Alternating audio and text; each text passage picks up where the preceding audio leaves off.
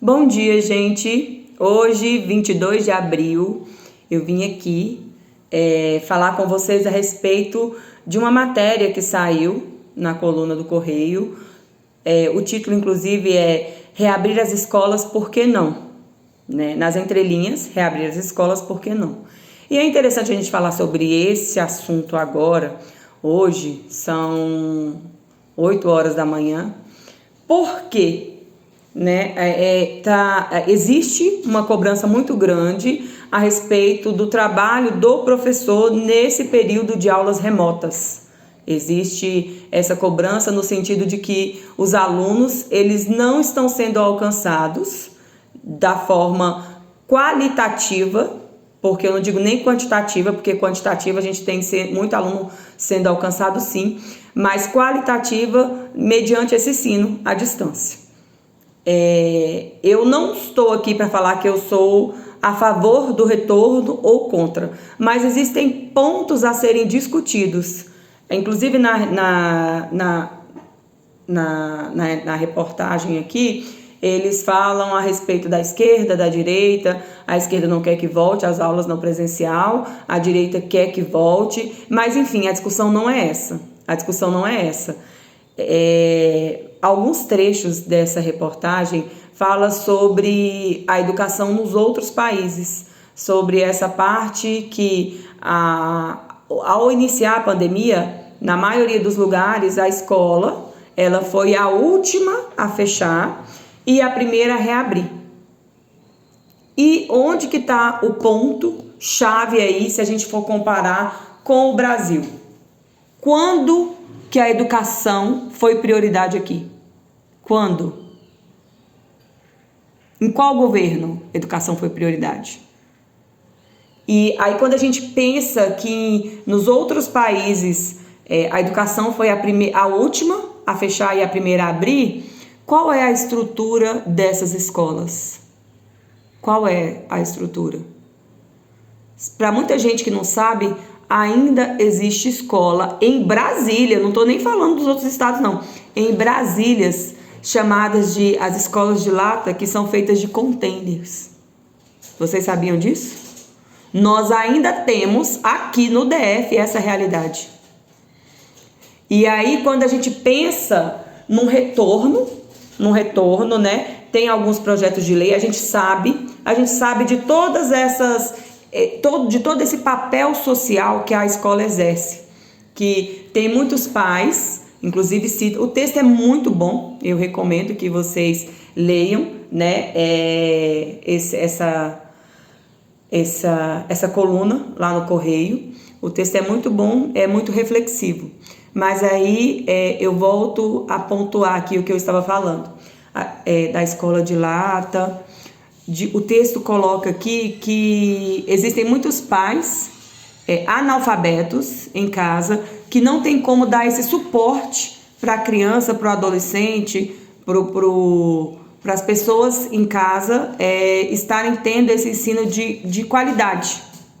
E eu concordo que jamais a aula em vídeo ela vai substituir essa aula no sistema presencial. Jamais ela vai substituir. E a gente fica muito preocupado, sim, com relação às crianças da alfabetização, né? Essas crianças que não têm esse suporte em casa, como que elas estão sendo alfabetizadas? Mas a nossa discussão ela tem que ir muito além de abrir ou fechar a escola em tempo de pandemia. A gente sabe que Brasília, que o DF, ele tá num patamar diferente dos outros estados, inclusive porque a gente já poderia ter sido vacinado. Boa parte da nossa população aqui do DF e ainda não foi. E aí quando a gente fala de infraestrutura, a gente também entende que o papel da escola é estar acolhendo essas crianças que muitas não têm o alimento em casa e quando elas estão na escola, elas fazem no mínimo uma refeição. Existe esse papel social da escola que tem esse olhar sensível para aquela criança que está em estado de vulnerabilidade. A gente sabe disso e a gente não fecha os olhos para isso, não. A gente está sempre em cima, observando se essa criança está pelo menos tendo o mínimo dentro de casa. Mas a questão aqui é qual é o papel dos nossos governantes hoje para que a escola esteja funcionando de forma presencial ou na forma remota? Qual é o papel que eles estão fazendo hoje aqui no DF, para que mude esse quadro? Ou para que tenha mais acesso à internet, ou para que esse retorno aconteça de forma sistemática, onde todo mundo esteja seguro? Qual que é o papel? Ninguém sabe responder. Ninguém sabe responder. A pandemia começou em março do ano passado e muitas escolas, sem nenhum apoio, sem nenhuma instrução, começaram esse trabalho remoto. Começaram a entrega de kit, começaram a pensar de uma forma a atender essas crianças que estão em casa. Isso começou, muito antes do governo pensar em alguma estratégia para que esses alunos fossem atendidos.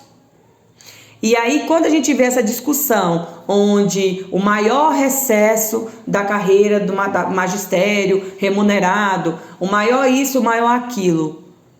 Gente, quem está realmente preocupado na educação?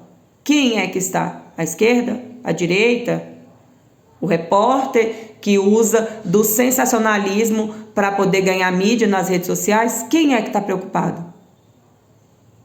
Quem é que está preocupado? Porque, infelizmente, como gestora de escola pública, eu falo para vocês, e olha que a minha escola ela tem sim uma estrutura física de escola particular. Ela tem um corpo docente de professores qualificados e bem formados para receber os nossos alunos. Mas e esse papel dos nossos governantes? Nós somos uma escola de educação infantil.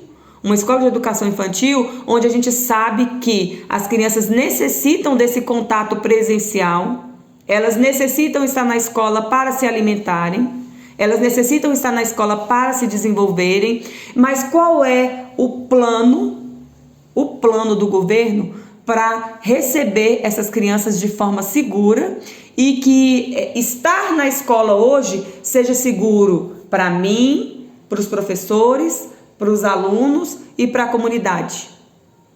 Qual é? Porque a vacina não chegou nem para a gente que é gestor.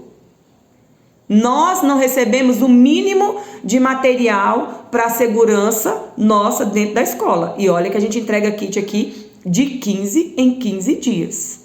A gente pega o nosso carro, a gente vai na casa do aluno, a gente busca saber o que está acontecendo quando a criança não está participando, não está presente. A gente muda as nossas estratégias para que a criança ela seja alcançada de todas as maneiras possíveis.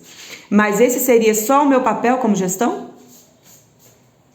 Ninguém mais tem essa responsabilidade? Então eu gostaria que vocês refletissem sobre isso. E nós, professores, e aí esse recado é para nós. Nós não somos uma categoria unida. E talvez por essa desunião, tanta gente meta o bedelho, o pitaco, coloque o dedinho lá na educação. Um beijo para vocês.